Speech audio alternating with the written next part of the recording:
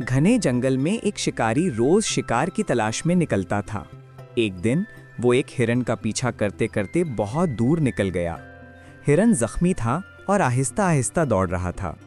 शिकारी ने तीर कमान सीधी की और बस छोड़ने ही वाला था कि अचानक उसने एक नन्हे हिरन को देखा जो अपनी माँ के पीछे भाग रहा था। नन्हा हिरन कांप रहा था, उसकी बड़ी बड़ी आंखों में खौफ था। शिकारी ठिठक गया। उसने सोचा, अगर मैंने ये हिरन मारा तो ये बच्चा अकेला रह जाएगा, भला मेरा फायदा क्या। अचानक उसके दिल में नरमी आ गई। उसने तीर वापस रखा और जख्मी हिरन के करीब जाकर उस पर पट्टी बांध दी। हिरन ने शिकारी की तरफ शुक्रगुजार नजरों से देखा और अपने बच्चे के साथ आहिस्ता आहिस्ता जंगल में गुम हो गया। शिकारी ने आसमान की तरफ देखा, गहरी सांस ली और कहा, असल बहादुरी जान बचाने में है, ना कि जान लेने में।